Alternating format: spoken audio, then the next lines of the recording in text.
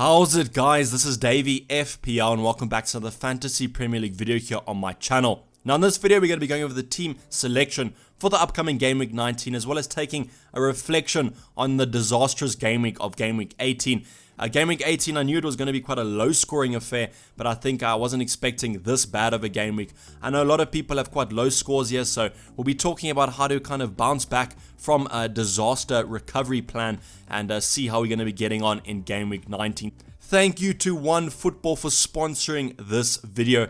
Link down below if you do want to use my download link to download this wonderful app. Thanks again for sponsoring the video. If you don't know, OneFootball is the everything football related app. It's free to download on iOS or Android, and you can see there on the table. I'm following the Premier League right now. Gives me all the goals, assists, and whatever I need to know, as well as following my favorite team if I do want to follow a team, which is for me Liverpool, but for you it could be anyone else. Also, if you want to track more leagues than just the Premier League, go and check out this app. As I said, link down below. So Game Week 18, as you can see on screen here, had a very kind of differential week. We have the likes of the Watford players with 11 and 13 points there, Kabasele and Saar.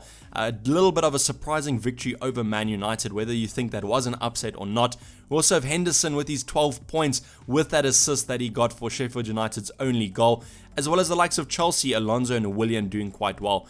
We saw Danny Ings, a player that I owned last game week, but not for this game week, go and score 13 points against an Aston Villa side that really don't look that good defensively. So it could be a little bit of a watch in the future if your team is playing Aston Villa. We do have the likes of Cantwell, a bench favourite with his 10 points there. So hopefully he wasn't on your bench this game week and maybe he was in your squad, as that would have been quite a nice couple of points to score. A lot of people would have been really willing to have scored those 10 points. We also have Lucas Dean there with 9 points over a quite drab 0-0. David Luiz kind of complementing that one. But in terms of kind of players that we all really own, there wasn't too many high performers here. And I think that that's a really good reflection on the game week average, as when there's a ton of differentials in the team of the week, it generally means the average is going to be quite low. But let's get on and see how I did in game week 18. So as you can see on screen there, 33 points. Probably one of the lowest scoring game weeks that I've ever had. The average was 38, which is 5 points above our score, which saw a red arrow. We are currently ranked about the 91k mark, so almost doubling our rank there. But when you look at my team and see who I benched, I think that you'll see that I'm quite happy at that red arrow. I was really happy to be in the top 100k. But let's get on and see how the team did. So it's going to be probably quite a quick summary of the squad, as there's not too much to talk about here. Guaita and Kelly, they were on for a double clean sheet haul, but then Crystal Palace went and conceded in that 80th to 90th minute mark. So relatively later on, I was really disappointed in that, as it was kind of a differential doubling up on this Crystal Palace defense. A lot of people own Kelly, but he was on the bench, and Guaita, I just brought him in. So sorry for breaking him there, guys. He was on kind of a haul run there, 4 or 3 consistent runs of 8 and 6 points, but it seems that since I brought him in my squad, he's going to be broken, so you probably want to transfer him out. But in all seriousness, I was highly disappointed in that double clean sheet kind of going away so late on, as I was almost guaranteeing those points, and hopefully that would have added to my score and maybe even had a little bit of a green arrow. But then we have Lundstrom with 6 points after Sheffield United kept out the likes of Brighton. It's really nice to have a player in midfield that can always rely on those clean sheets if need be, and that's exactly what happened this game week. So Lundstrom only picking up the clean sheet. Then we have Matt Target with 1 point, as I spoke about in that team of the week. Southampton absolutely tore Target and his Aston Villa defense apart. So he ended up with 1 point. Quite disappointed. Thought that this could have been a clean sheet, but I don't think that Aston Villa can be trusted at the moment. So I'm kind of relying on attacking returns with Matt Target. So going on to the midfield, we have Kevin De Bruyne, who was our captain. Was quite disappointed after only seeing 4 points against him. They did score about 23 shots against Leicester, so that was quite a high amount of shots, and I'm sure De Bruyne was on the end of some of those, but only the assist registered for Kevin De Bruyne. But looking over the team and how the rest of my squad performed, 4 points is generally quite a good score for the captaincy this game week, so kind of captained the best player out of my lineup. Then we have Heung-min Son with a red card for violent conduct. Was not expecting this one, but however, Spurs were quite drab and disappointing overall, but I wasn't expecting a -1 from Son. but he is definitely looking on the chopping block this game week with a transfer out. And apologies if you did end up captaining him. That's quite an unlucky captaincy of -2 there. Then we have Jack Relish, the kind of savior of the game week with 8 points, scored quite a wonder goal and was kind of the only good thing about Aston Villa. Really happy that I managed to bring him in as a differential. It was him or Richarlison, so obviously Grealish looks like the better option right now, and he has some nice fixtures coming up. Then we have Dele Alli with 1 point. I'm going to kind of link him with Harry Kane as they had a highly disappointing performance against Chelsea. I was not expecting the world out of these players, and I was only going to judge them later on with their better fixtures, but I was expecting maybe 1 or 2 returns out of the 3 of these players, but they weren't even getting forward, and I think they only had 1 shot on target the whole game, so that's highly disappointing and kind of a red flag there, but hopefully they can bounce back in the next game week and do quite well. Then we have Traore, who has started over Jamie Vardy. I was just on paper looking at the 2 fixtures, and I thought that Traore was the better option. I heard that he had a couple of attempted assists, but generally his final product was a bit disappointing. So I'm not going to shoot myself down, as I was very confident with starting Traore against Norwich. But Norwich have shown recently that they aren't the defensive vulnerability that we're kind of labeling them as, and they are doing quite well in that position. Going with Rashford up front, a shock victory or loss, however you want to put it there. But with Rashford 2 points, Manchester United showing that they can't be really trusted for the captaincy, and that was kind of the main reason why I wasn't going to captain Marcus Rashford going into this game week. But he is a player I own, so I wanted him to do quite well, but it looks like we're going to have to be waiting for the next game week to maybe see a goal out of Marcus Rashford. Going onto the bench, we have Jamie Vardy. I spoke about kind of the red arrow, and it was almost damage limitation after Traore failed to return. But with Jamie Vardy, he had 1 shot on target, and he scored that 1 shot on target. So I can't help but feel a little bit annoyed, but with Jamie Vardy, that's exactly what he does.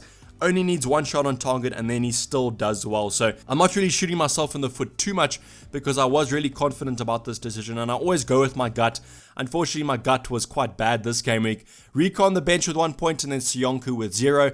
But I'm really not going to be judging this wild card on this sole game week. The wild card's meant to set up for the next couple game weeks, so I think next game week should be a good indication on whether the wildcard was a success or not. Right now, it's not looking as a success. I think the last game week's team would have performed a lot better and we would have seen a green arrow. But sometimes in FPL, it's like that. It's quite unpredictable. But let's get on to how my team is setting up for game week 19. So as you can see on screen here, we have game week 19 squad. And guys, it does look quite good. And you know what that means? Whenever my squad looks good, it means it's going to be quite a low-scoring affair. So starting off in goal, I've got Guaita against West Ham. I'm partnering him up with Kelly, and I'm hoping this game week can be the game week that they both do return. I think that that'll be quite nice for the squad, and I do think that doubling up on that Crystal Palace defense is kind of a little bit of a differential, as most people only own 1. But going on to the rest, we have Lundstrom against Watford. He might even be a captaincy option this game week. Reason being is that I know Watford did win, but their goals were quite lucky, I felt, against Manchester United. And I think with Lundstrom, attacking threat and clean sheet threat, it is a home fixture, so they should be doing quite well here, Sheffield United. So he's definitely going to be starting in my lineup. Then we have Target against Norwich. I do think that Aston Villa will concede here. They might even lose this game, but I'm just hoping that Matt Target doesn't concede too many, and he also offers some attacking threat here. So I think this game should be quite a high-scoring one. I think both teams love to attack, so we're going to see a lot of goals in this one, and I'm hoping that Target can get at least an assist in this one, as it will kind of negate the loss of the clean sheet. But I'm not having too much hope for Target. I just think that the Norwich fixture is a little bit better than Sionku against Liverpool. Midfield, we have De Bruyne against Wolves. Spoke about him in the preview as a captaincy option as well. I just think that Wolves is going to be quite a tough fixture. And I think with De Bruyne, he does have that great form though. So definitely going to be starting in my lineup, and I don't really see a reason why I would transfer him out. A lot of people are generally transferring him back in after losing him for the likes of Heung-min and Son. So De Bruyne looks a great shot this game week, and I'm really happy to own him. We have Jack Relish against Norwich, who I know Norwich recently haven't been bad defensively, but you can't help but hope that Aston Villa do kind of score a couple goals. And I'm pretty sure that Jack Relish should be on the end of an assist or a goal here, and I'm really hoping that he kind of pays off over bringing him in on the wild card. We have Dele Alli and Harry Kane against Brighton. I know Brighton beat them in the reverse fixture in the beginning of the season, but I think that Spurs have to use this game as a bounce back. They're playing at home. Brighton haven't looked that good defensively. I would know. I've been an owner of Matt Ryan. I don't think they've kept a clean sheet in the last 7 game weeks, so you have to feel that Spurs are going to be scoring in this one. And I do think that my captaincy this game week is probably leaning towards the likes of Harry Kane a little bit. Whether it be Dele Alli or Harry Kane you go for, I don't think it matters. I think we're just going to kind of have to pick one and hope that they do the best. So Harry Kane right now is my captaincy option. I just think because he's going to be a little bit more of a differential captain, I don't think many people do trust the English striker. So right now Harry Kane is my captain. Also have Traore completing the midfield there. I'm kind of just hoping that Wolves have a repetition of what they did in the reverse fixture where they did beat Man City 2-0 at the Etihad.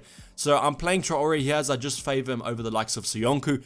And as you can see on the bench, there's Son, but we'll talk about him a little bit later on. Completing the attack, we have Jamie Vardy against Liverpool. I mean, if he only needs one shot on target to score, I'm pretty sure he's going to be getting that shot against Liverpool. Liverpool always seem to concede a couple of shots, and I think that Jamie Vardy definitely can score in this one, and I'm not going to be making the mistake of benching him again. I'm going to be playing it safe. I think I got my kind of ruthlessness and wildness out in Game Week 18, and from now on, probably going to be playing it quite conservative and safe. So Jamie Vardy definitely starts in this one. Then coming up with Marcus Rashford, going to be giving him another game week. I think Newcastle at home, not the worst fixture in the world, and I do think that United at Old Trafford are a different kind of kettle of fish there, so they should be winning that game, and hopefully Marcus Rashford does score in it. Going on to the bench, Soyuncu not going to be playing against Liverpool, and then we have Rico suspended for 1 game week. Don't mind keeping him for that. But then with Heung-min Son, I think this game week I'm going to be probably keeping him. I think I'm going to be using my free transfer next game week, so I'll have 2 free transfers. Then I can downgrade whoever I want and then upgrade the likes of Son to the likes of a Liverpool midfielder, whether it be Salah or Mane. But other transfer options that I am considering right now is the likes of Richarlison, Lucas Moura or Pogba. Pogba, we spoke about in the preview, came back off the bench, looks quite good, and Manchester United definitely need him. Looks the best United player, so a little bit of a differential there if you do want to go from Lucas Moura, more of a safer option, kind of going for a like-for-like of Spurs to Spurs. I just don't know if I want to be tripling up on Spurs right now when the likes of Liverpool do have fixtures. So Richarlison's another option you can go for. We spoke about how Everton's fixtures are so nice coming up, so you could almost take a little bit of a differential punch on him. But I said my kind of transfer option is going to be one of Salah or Mane. So right now what I'm thinking, bank the transfer this game week, then transfer out Son to Salah or Mane, and then downgrade one of Harry Kane or Rashford. So I'm taking this as a kind of monitoring and watching game week where I see if Rashford or Kane performs, and whoever doesn't perform, I simply downgrade them and then upgrade Heung-min Son. I think the Liverpool assets, you can kind of negate them this game week. They have Leicester away, tougher fixture to go away to, and I think that that's going to be quite a tight game. So I'm hoping that it's not a high scoring game, and then maybe we transfer the likes of the Liverpool assets when they have those home fixtures against Wolves and Sheffield United, and then they can bounce back and hopefully have some better form. So this is going to kind of wrap up the video, guys. Hopefully you did enjoy. Like it if you did, and comment down below. Also follow me on Twitter at Dayvy Fpl for any confirmed transfer news if I do make a transfer, and otherwise I should be streaming a deadline with Dayvy again an hour before the deadline on Thursday, so stay tuned for that. Subscribe if you're new or have not subscribed yet, and otherwise I'm going to be signing off. This has been Dayvy Fpl, and I'm out. Cheers, bye.